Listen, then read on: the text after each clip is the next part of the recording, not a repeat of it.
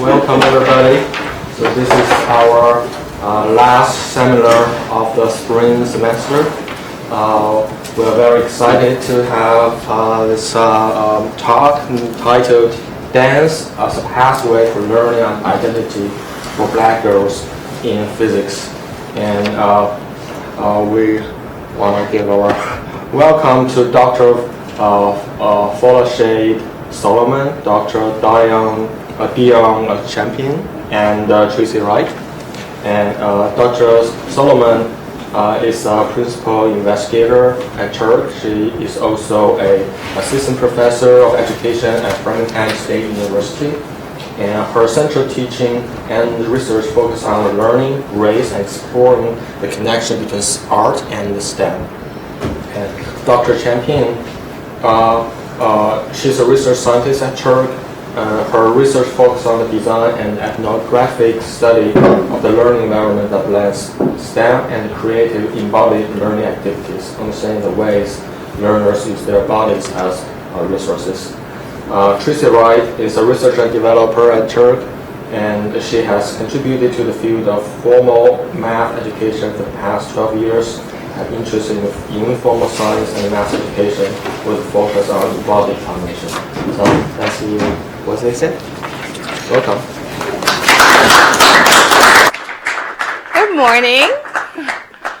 How are you today? Thank you for inviting me to share in this talk.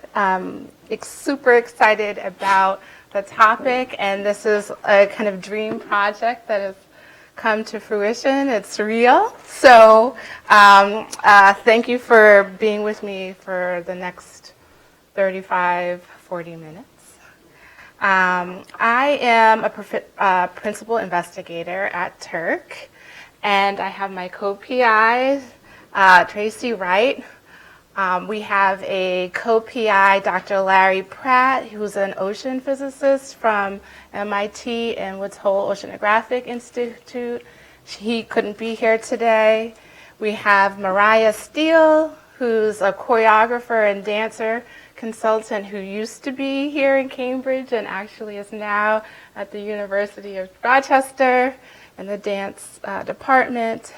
We have Robin Offley, who was a dance teacher in Roxbury at one of our sites. We have Dr. Dion Champion, who's a learning scientist and senior researcher at Turk, and Dr. Vandana Singh, who's a physics consultant from FSU. And we have a host of board of advisors, one who's in the room, so she's going to keep me accountable to this, and Dr. Irene Porro. But as you can see, we're an inclusive and interdisciplinary team, and so I'm here to share some of the work that has emerged from our project. We are at the point in the project where we are now starting to really analyze our data and disseminate some of that data. So this is, I hope, a good opportunity to get some feedback from you, and hopefully we can both engage in a dialogue together this morning. So I'm going to ask you to get up, please. And in the style of a real dance class, I'm going to have us do a warm-up activity. So I'd like you to start with your head and just reach your head from side to side this way. And you can follow along with us. Go down and up and side to side. And then once you feel like you can go all the way around to your comfort level. Okay, good. Now if you would just roll your shoulders back and roll your shoulders forward. Okay, now if you could kind of bend from the top of your head all the way down as much as possible. And when you're down there, just kind of let yourself out and Then you can fold yourself back up to standing. All right. And then I'd like you to take your arms and stretch them across your head. The other side. Thank you. I know, stretching.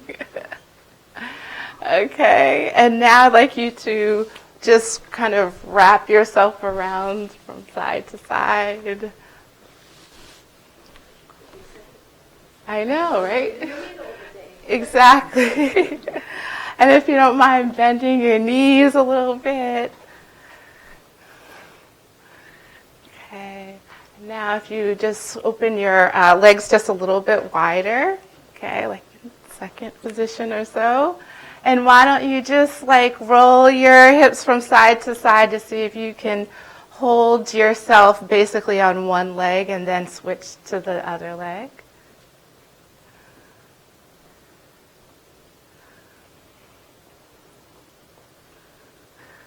Okay, now see if you can actually stand on one leg and lift the other. Try to do that a little bit. Okay, try the other leg. Either front or back. Okay. All right, do we feel a little warmed up now? Okay, great. Now, if you don't mind, you can sit down for a little while. So I just wanted to get you a bit warmed up for this next talk so that you could be in your body as dancers often are. And I want to start with this quote that is from Kenneth Lawes, who's a physicist who wrote a whole book on seeing the physics in ballet. And the quote says, "A particularly startling revelation has been to see the remarkable ability of even young dancers to understand the pertinent physical principles. The fact that they can feel these principles working in their own bodies helps them develop deeper insights than others who only read or hear the ideas described or see them demonstrated. It is also often astonishing to see dancers sense in some deep analytical part of their minds how to accommodate to near impossible challenges." So I start with that quote, mostly just to situate the work that I do and that we do, but also for you to kind of like think about the potential of thinking about what dancers know based on their work and how and if there are connections to the kind of, I'd say, embodied or enacted physics that they must know based on what they do in their dance. And maybe even just thinking about some of the things that you just did. Did you see how any of the activities that you just engaged in your warm-up may relate to issues in physics? You can just shout out a couple of things that you might think about based on what you just did. Counterbalance. Counterbalance. Anything else stand out to anyone? Center of mass. Center of mass. I see vectors. Okay. Okay, great. Thank you. So let me tell you a little bit about our project. Our project is embodied physics to understand STEM for underrepresented youth. And we tried to think about dance as a site for learning physics, to augment STEM learning in informal contexts, to broaden participation in STEM, leverage young students' passions for dance in order to open doorways for students to learn physics, and also to challenge the current notions of what science is and who we think can be scientists. So this is a National Science Foundation funded project. It's a 2-year exploratory project. Here we're looking for exploring how our embodied physics tasks had some, could kind of tell us something about how to best create a learning environment for dance as a tool for learning physics. But we have a few framing ideas that I'd like to talk about quickly. Embodied learning and embodied cognition, learning and identity, and strength-based approaches to working with Black girls. So scientists, researchers, and philosophers who study embodied cognition have found that bodily experiences shape all of cognition. In other words, our motor activities influence our minds. The notion that thinking is an embodied activity and that the active human body as a whole, not just the brain, is involved in how we conceptualize situations. Our researchers go further to argue that all human cognition is embodied action, from our most simple conceptualizations of to our more complex problem solving, are all influenced by our bodies and are enacted in constant interaction with our physical environments. So cognitive scientists also have identified embodied learning in terms of a set of practices that broaden and deepen understanding of a set of ideas or field of study. So for example, Dr. Susan Jarofsky, who's a professor of pedagogy at the University of British Columbia, describes embodied learning as an expansive thinking practice that helps students make meaning by putting oneself into the phenomena. And that Jarofsky explains that embodiment helped, like Albert Einstein, imagine himself chasing a beam of light, and allowed people like Barbara McClintock to visualize being with the maze she researched. Just a little bit more about Barbara McClintock. She won the Nobel Prize for her groundbreaking work in the spontaneous movement of genes in corn. There was a time in her career when she was experiencing great difficulty in work, and she was what she was doing with chromosomes and neospora and the red bread mold. So when she looked at slides under the microscope, she wasn't seeing things, she wasn't integrating things, she wasn't kind of getting things all right in her words. She felt lost. So out of frustration, she left the lab and sat on a bench under some trees. She said for an hour and a half or so, she pictured the chromosomes in her mind, turning them this way and that way. And in a later interview, she described her experience in Evelyn Fox Keller's biography. She said, when I was really working with them, I wasn't outside, I was down there. I was part of the system. I was right down there with them, and everything got big. I even was able to see the integrated parts of chromosomes. Actually, everything was there. It surprised me because I actually felt as if I was right down there, and these were my friends. So this idea that, people as kind of recognized as scientists such as Einstein and McClintock, we're kind of using those same thinking tools, the body as a thinking tool, imagining, embodying phenomena as a way into learning.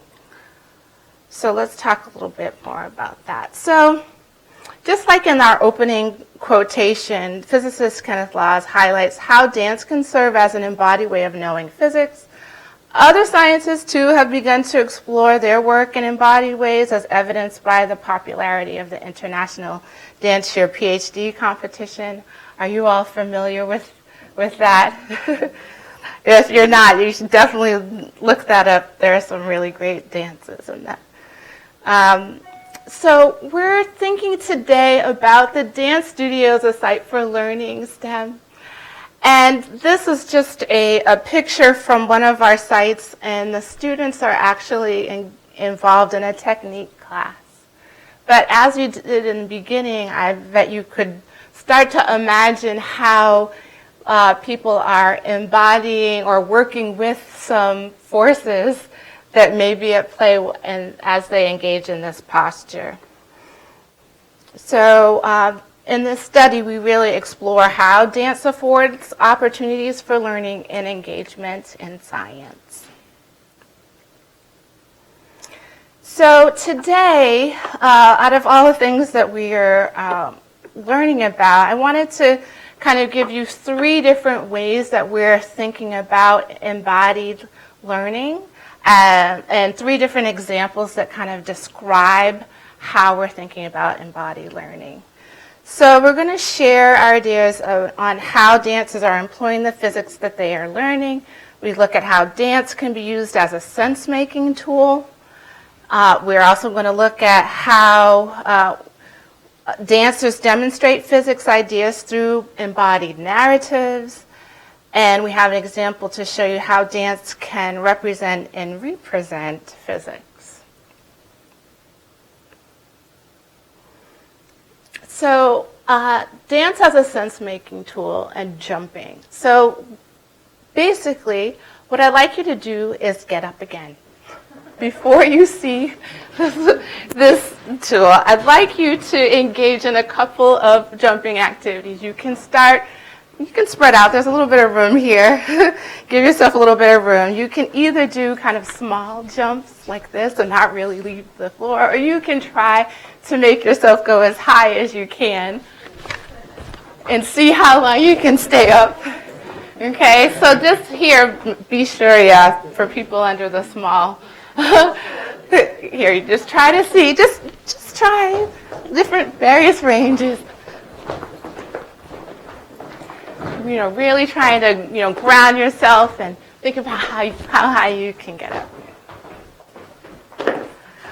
So this was something, thank you, I appreciate your willingness to do that.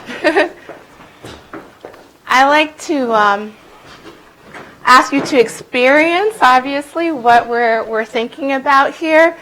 But in this video clip, the teachers were asking the students basically to do some lifting, so they're in partners, and also some jumping, and to kind of feel what that was like, and then talk about what forces may be at play. So, we'll look at the video. I thought he was turning. Nice, you guys. Now, we're going to See, the audio is not as... go up in the air, come down. Go back up in the air with a turn, come down. Switch partners. Go up in the air, come down, and do the turnaround. Got it? It's like a turn. Yep, let's switch partners. Turn. Up straight and turn. We're doing half turn. Half turn. Okay. Yeah, just a turn. Not a full turn, just So up. So you're gonna go up, listen. You're gonna go up, down. Switch partners. Up, down, turn back, down. Okay, you're back. Ready?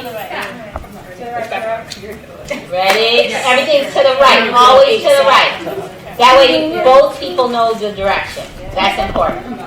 Ready? The back person should be in second position. The back person should be in second and should really lift that person off the floor. 5, 6, ready, and jump. Turn and jump. You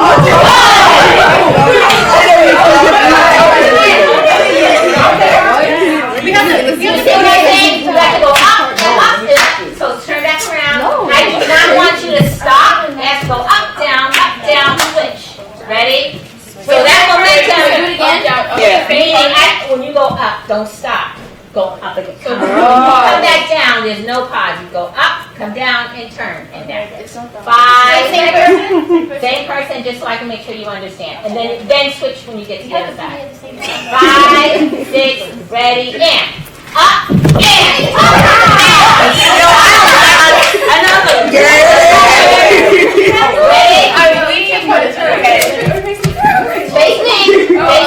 Ready? Again? Switch partners. Ready? Ready? I'm so nervous. And go. 1, 2.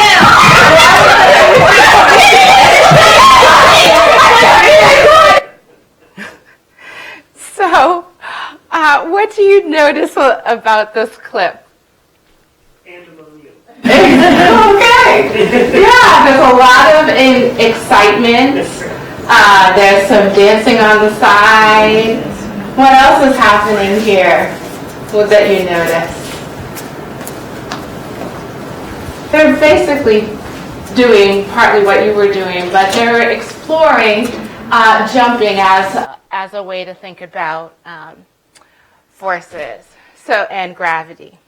So one of the students, I can't see where she is right now. But one of the students, when we collected them back to talk, she said, I usually lift people, but I don't get a chance to jump myself as a cheerleader. So I jumped, and it was cool to feel the difference. I feel like I went higher. When I landed, I thought the floor would be closer. So they're trying to figure out, like, what's going on in this situation. She said to jump. Another student said to jump up. What did you do? And the student said, you push off the ground.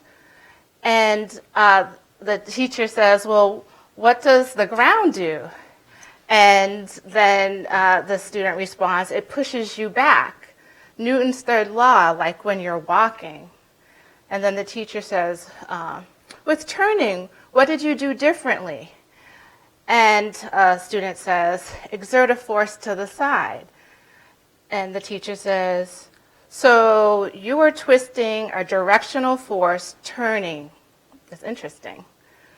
And then the student says, when you're flying up, what forces, the teacher says, when you're flying up, what forces are acting on you? And the student says, gravity or your partner. So here, we started with an activity of just having them jump, and then we tried to kind of take it apart, if you will, and think about what might be going on in that activity.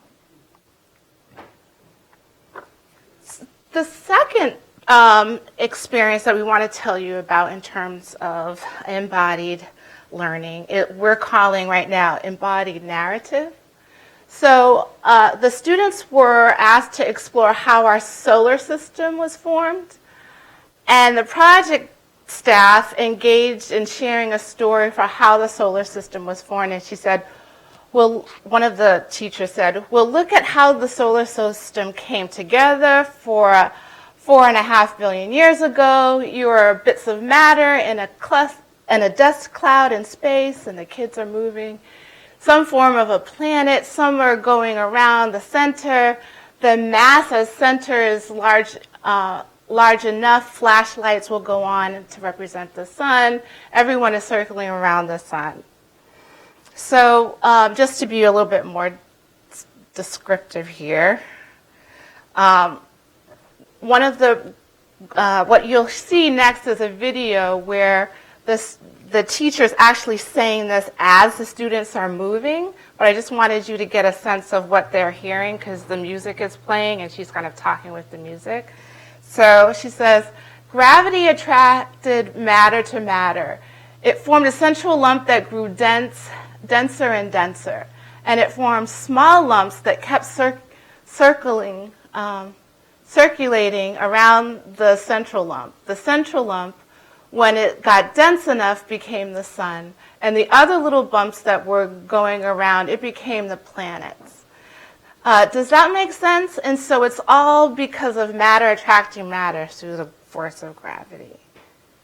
So here we are, and this kind of describes how they narrated, or how the students kind of translated the narrative into movement.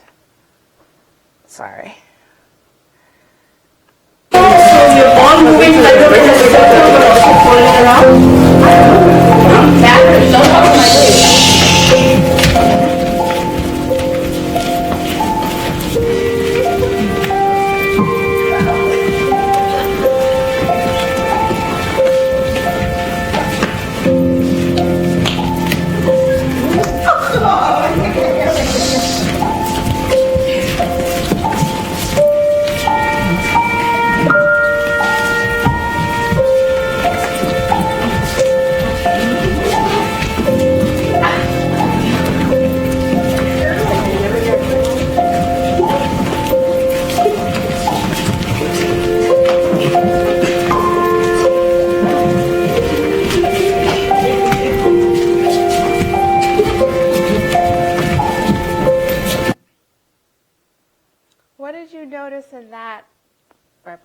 representation.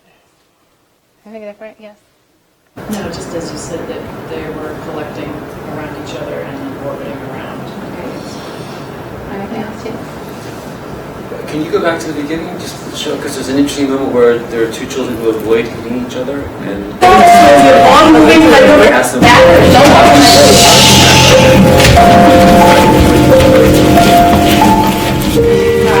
Okay.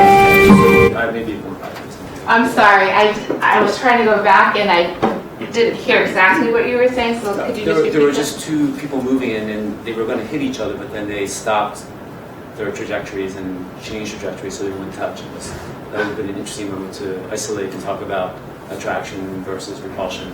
Exactly. Anyway. Good. So they actually did, as part of the discussion that was before and after this, talk about positive and negative force charges, and so that attraction and repulsion was actually a part of the conversation, which may have been part of what we saw in that moment. Did you want to see? No, Okay. it's in the beginning. It's okay. Actually, it may be helpful to know a little bit more how much information or prompts, if you want, they were given before starting. Right. So they did various things. We did various kind of approaches to figuring that out. So sometimes, and I think in this is probably day number which one? 2. So this is the second time they're together, and we only engage with the students for 8 sessions, 3 hours a session. So this is our second time with us. And here, basically, we probably just said, we're going to ask you to engage in a story and representing this story. And we're going to give you a few directions about it. And usually we gave them scores that gave them, which is like a dance term to talk about how you need to kind of organize yourself. So we gave them a role to play in this. So some of them you saw with the lights, with the flashlights, they had to become the sun eventually. And then other people had to become the planets. And so they had certain rules that they had to follow in order to make this representation. But the idea was to kind of start with this narrative of like what's happening, and then for them to kind of figure out how to, like I said, translate the story into movement. Yes. Were they told in advance to choose a particular direction to have the orbit happen? Or did they kind of watch each other and kind of collectively make a decision as they were going? I think they just started. They emerged. Yeah. I think she found out a gesture Maybe. of a Yeah. particular direction. But they started walking in random patterns. Yeah. Mhm. So as they just made the decision to connect with someone else, it kind of became the orbit. But that's something to look back into the video data to pay attention to these questions. Definitely. Thank you. Our third example, I'm just going to, for the sake of time, talk to you about. Here, we engaged the students in an activity, I think it was like our 6th time together, on having a kind of physics view on the periodic table and exploring what the elements were and understanding some of the behaviors or characteristics, qualities of those elements. So 2 of our teachers took a huge periodic table and unrolled it in front of the classroom.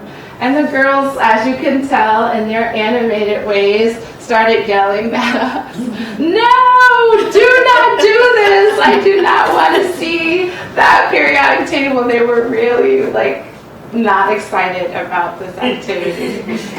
So then what happened was we reassured them that they were going to have some fun with these activities. And then we introduced a few elements and talked about their behavior. We had a poster in the back, but we used almost like a little concept map that we would add to and take things away from. So we had some of the more traditional ways of looking at how elements would come together and combine, but we were asking them to make some dances based on the behaviors of the elements. So we had hydrogen and oxygen and creating water molecules, and they asked each other what would that kind of look like in movement, how would they kind of come together, what the qualities are for each of those pieces, and then after we asked them to make dances that reflected that process. And so what we found was that the students really engaged in thinking about how to represent the qualities of the elements into thinking and representing them through dances. And we found that they had a lot of ideas about this. So we also talked about it in terms of like what the first hydrogen atom and the fact that when the universe was a few minutes old, it had already expanded a great deal. So there was this narrative component happening also to understand these elements and make them relevant to like in a story kind of format, but they also kind of came alive in a different way through modeling. We talk a lot about modeling. So this is in a way a form of that kind of modeling that the students were able to do to represent the elements in these kind of kinesthetic ways. We talked about the stars forming and had them really develop stories or dances related to that. And as a result, the students said, oh, I'm going to look differently at what I do when I get back into my chemistry class. Like they really said, oh man, like I think maybe I know something different about these elements now that perhaps they didn't know as in the same ways that they had before. So that was a really powerful day for the students. So just to go back, we had a lot of research questions related to our work around how does Embodied Physics Learning Lab work as a site for learning in physics. And we had several other research questions, and we looked at this through the lens of kind of creating learning environments for students. So first, we took kind of a look at some of the learning and identity literature to think about what we could take away from that to inform our design. We also looked at a theoretical framework by Naila Nasir, who's now the head of the Spencer Foundation, but her work focuses a lot on learning and identity for African American students specifically. So we used her framework to look at our different sites. So our first phase of work started with 2 community-based dance centers. And these centers are in Boston. One is Originations, and the other which is in Jamaica Plain, and also the Roxbury Center for the Performing Arts. And even in these examples, you could see by what they're doing, there are some ways, and this was before we had any kind of interaction with them, so we're just going in to look at what they do in their spaces. We're looking for how physics may be enacted in what they do in their dance work, but also thinking about the qualities of the learning environment, which is not a formal, well, I should say not a formal, but not like a school type of a space. It's a different kind of space. So we started with that, and we distilled a few of the values and design principles that we saw based on our observations of these sites. One is that, you know, you can laugh and you can joke around and you can kind of be yourself, and you can see how that translated into the work that we did with the students. And the second, we also thought a little bit about what affordances there are for positive identity and learning in these informal places, and specifically in terms of Black dance studios in terms of being a rich site for identity and confidence. So we wanted them not to impose some of the things that often happen in science class where they become less confident in their skills. We really wanted to capitalize on their strengths. So we thought, you know, first starting to understand what is it like when the students are feeling this confidence and sense of themselves as learners. And then our second phase, and each phase drew off of the work of the next phase, we worked with some Boston Conservatory and MIT students in workshops where we examined some of the embodied tasks that we wanted to eventually do with our students. And this picture represents us thinking about Newton's laws and dealing with balls and friction and other forces. And then here we had the transfer of hot and cold molecules dances that were done by the students to help us kind of refine our tasks. Here we asked them to use the Stitch app. That's right. Sketch app that helps you kind of draw on particular images, and it helped them describe the forces at play that were in their dance. And so then we took what we learned from phase one, the qualities of the design in phase one, and the qualities of the embodied tasks in phase two to come up with our phase three project. And that was where we had our kind of intervention, where we created the learning lab with 15 high school age Black young women that drew from these two community-based dance studios. They were 8 3-hour sessions, like I said. And we met in a neutral place. We actually met in a Boston public school, the Dearborn STEM Academy, because they had a very new dance studio in there. So it was like someplace that they didn't go to school, but they could convene and were close to where they lived.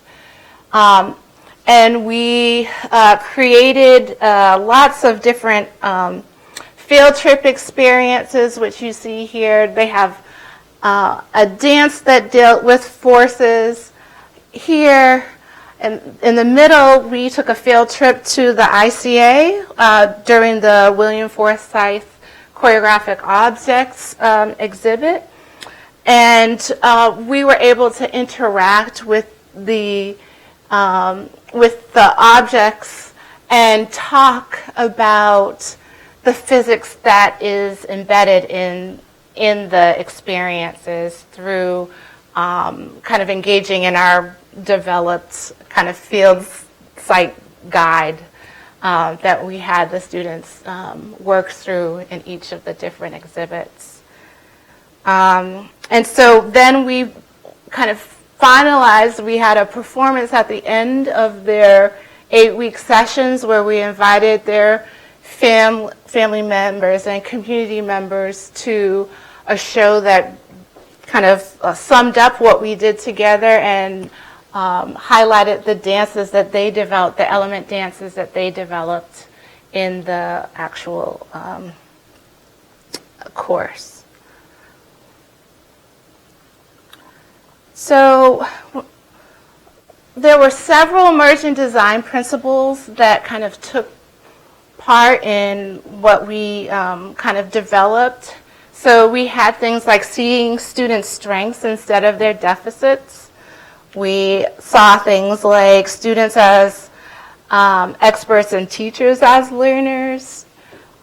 Students being able to bring their historical and cultural perspectives to the dance environment. And we wanted to create a safe space for the students. But for today, I think you could see how the students were going beyond using the body to just model physics. They were also using the body as a meaning-making tool through the jumping and other exercises.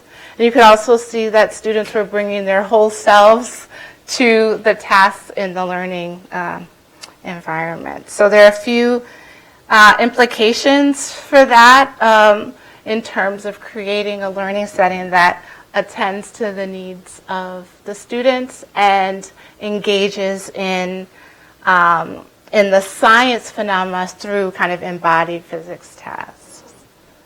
So that's what we basically have for you today.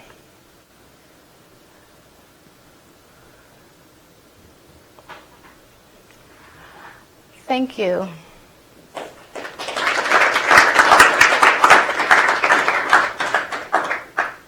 Questions?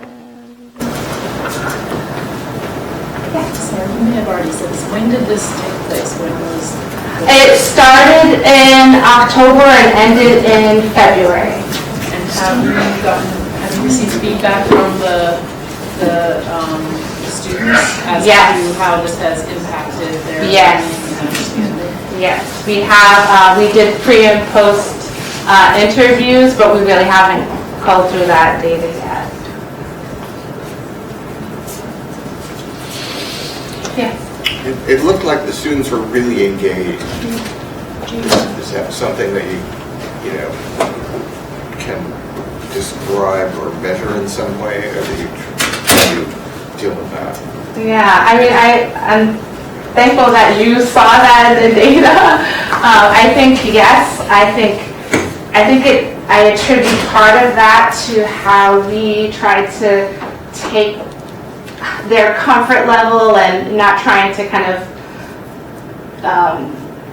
trying to get them out of their fears about science into a different kind of environment where they could play and be engaged in the ideas in a more informal context, but also in a way where they could be very creative about how they represented the ideas that they were thinking about. It was a collaborative space for the students. But in terms of the measuring that, we're going to be looking at their participation at the beginning of the intervention and their participation at the end, and what it looked, how it looked different from the beginning to the end of that time.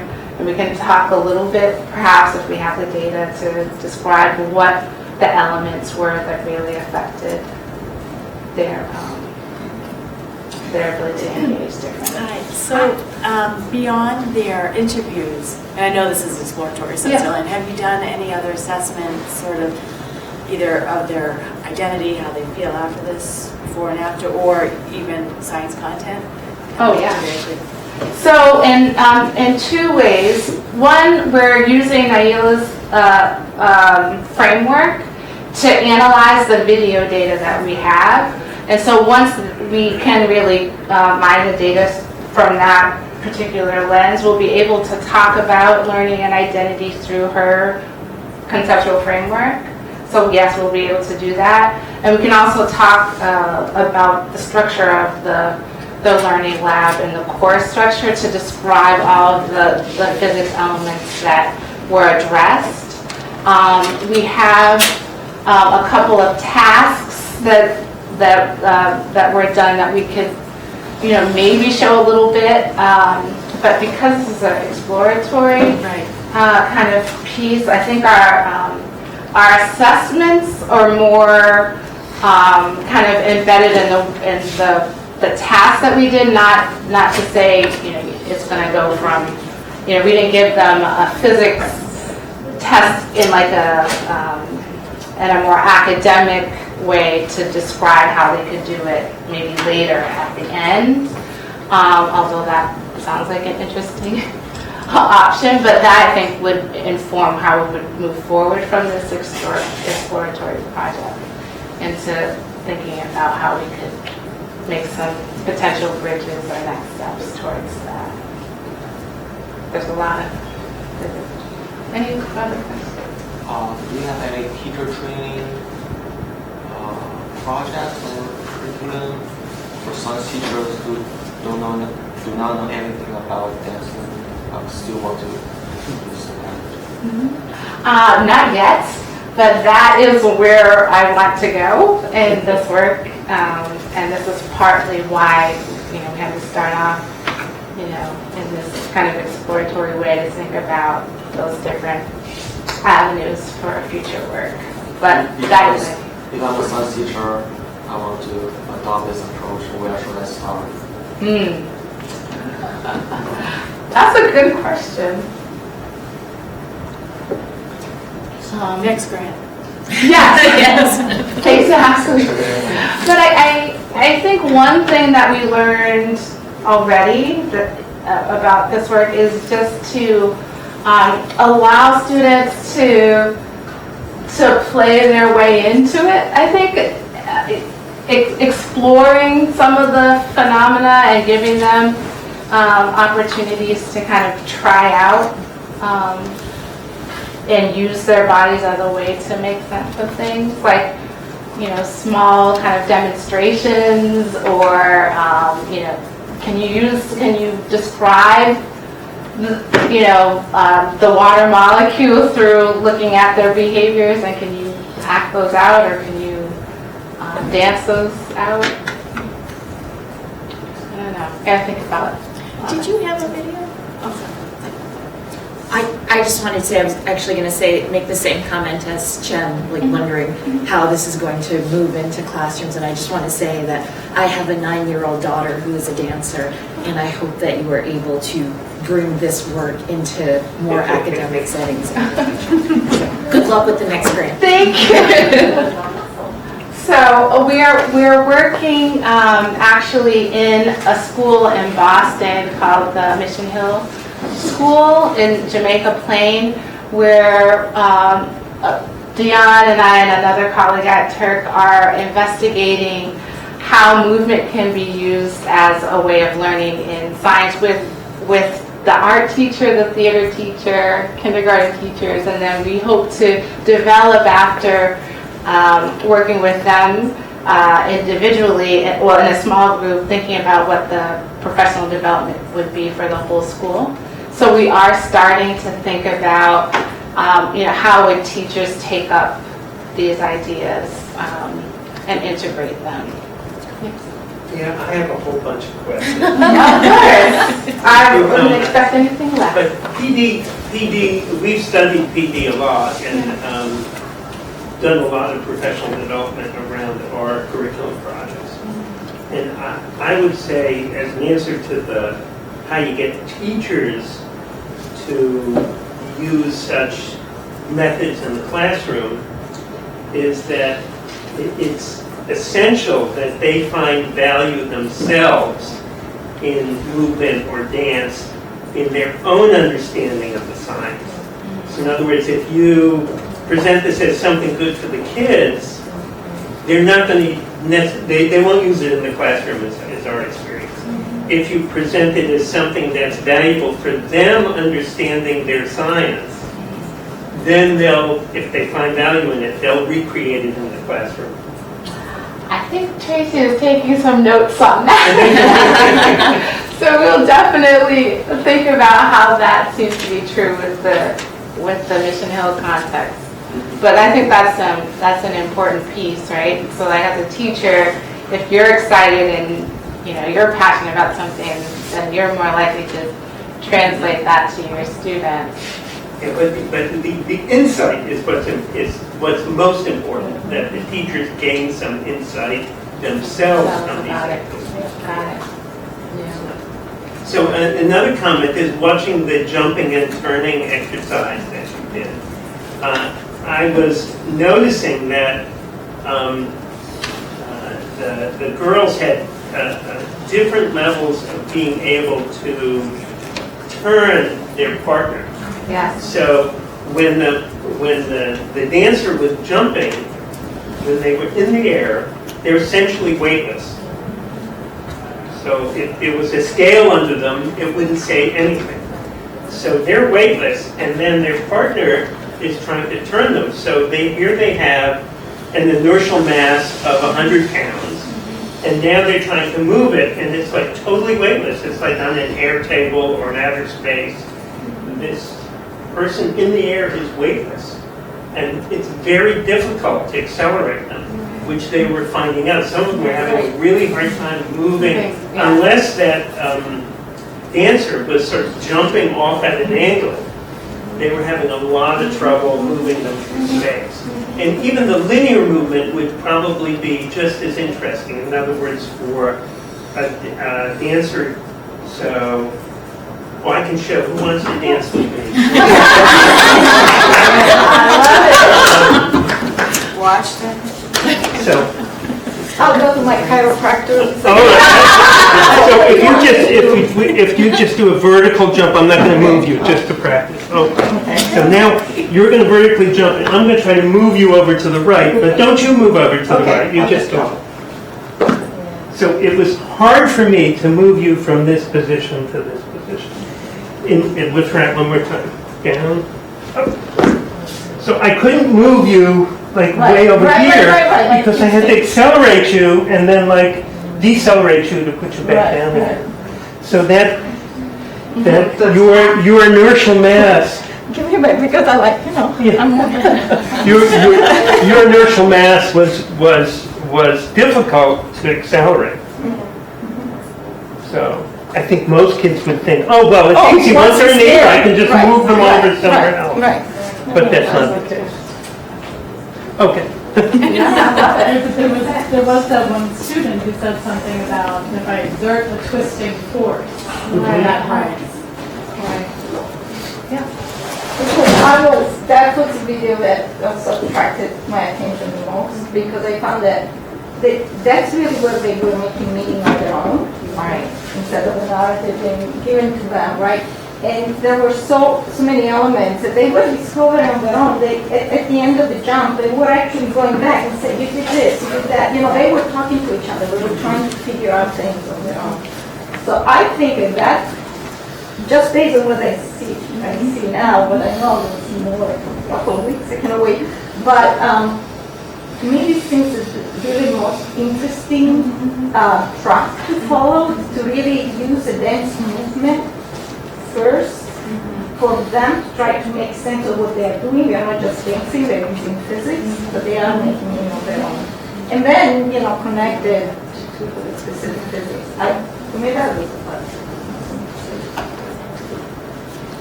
Yeah. Well, kind of connecting the video to what you were just showing, Phil, where my mind went was this initiation of surprise, where there's this physical activity that, as you're saying, you would expect it to be very easy, or you would expect something. And so what I was noticing in the video was it went from silent, so the teacher got control and everyone was listening, and then they did the movement to this explosion of sound, which is, I think, part of what you said is pandemonium. And what I found in that was that they were experiencing something that was contrary to the preconception of what they thought would happen. And so to be able to embody that and to have that experience and to have that surprise, and then have that surprise lead to curiosity. How can this thing that I didn't expect lead to this other thing? And then how do I actually go back and navigate that? And and then giving them some kind of language to then use to describe those different points. So by naming it, they can understand all the different processes. I think that's really cool.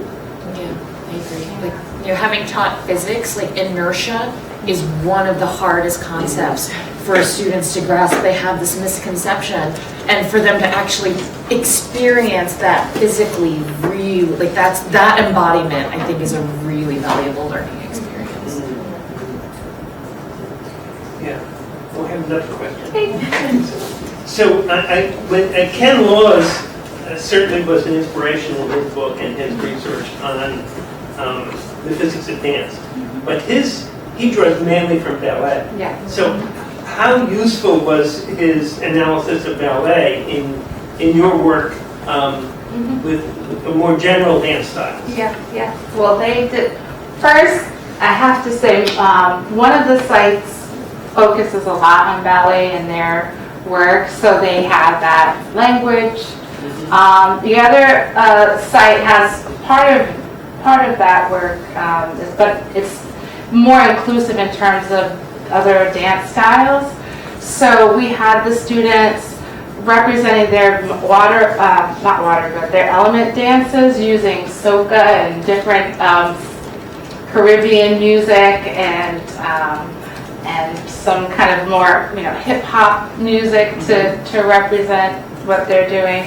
But some of the movements themselves really are transferable, even though in the structure of ballet you have a different way of exploring those things. And we did talk a little bit, but I think there's potential to talk more about how the different dance genres kind of just describe them using kind of physics terminology. Like, so where is the center of gravity in something that's closer to the ground, or if you're like this and you're doing something that's different from creating some kind of ballet posture. So where you're holding yourself is different based on the movements. But I do feel like they were able to think about it in all of those movements, even when they're like hanging on the strings and at the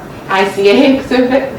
They're really trying to figure out like how to interact with all the physics. So I think it was for Ken Laws. I think that was just an inspiration in terms of really thinking about the body and ballet and what in your body. And what you have to do to kind of create a different posture or not. And so I think that's transferable. Please come up. Yeah, if I could just add one quick thing to that. So I think there's a couple of aspects to think about when it relates to the different dance styles. So I think from the Ken Laws perspective, and even from the perspective that we were just talking about with the jumping, like there's the connection between the actual physical body and what it's doing in space and the laws of physics and how it relates. And that's one way into thinking about physics through dance. But I think what was just as important in this space was the identity aspect of it. And so very early on, when we were doing, I think the first day or so, we had a lot of modern dance and kind of lyrical movement warm-up, and it was really like the kids were like, are we going to do another dance style besides this? Like, there's things that I want to bring in. Can we do hip-hop? Can we do soca? So it was really important for them to be able to bring their dance styles, the ways that they felt comfortable moving, into the space. And it kind of created an additional way in just because it allowed them to be comfortable in their bodies and to be moving and thinking in the ways that were comfortable to them as they started to really think about the idea, the physics ideas in concert with that. So I think, there's that way of thinking about it as well. I had a question about, I guess, like emotional buy-in. And I was wondering if you played with different kind of starting places for the lessons. So you gave that example of rolling out the periodic table and getting that result. Like, oh no! So I was curious if you could speak to what you learned about where you start with these activities. Yeah, just about one of the things. Yeah, one of the things that we started out trying with the MIT and BOCO students as we were trying to think about how to craft these activities was playing with that question. Do we introduce physics concept first, give them a little background information, and then go into an activity, or do we do an activity first and see how that goes and then come with the physics explanation later after that? And we try that both ways with the students. And I guess for individual activities, some ways work better than others. So it's kind of something that we played around with. And again, because this was like an exploratory project altogether, I think we tried to do that as well in the learning lab, just to see what would happen if we went into it some ways versus the other way. But I don't know, stay tuned, and maybe we'll have something to say as we really analyze. Well, thank you so much.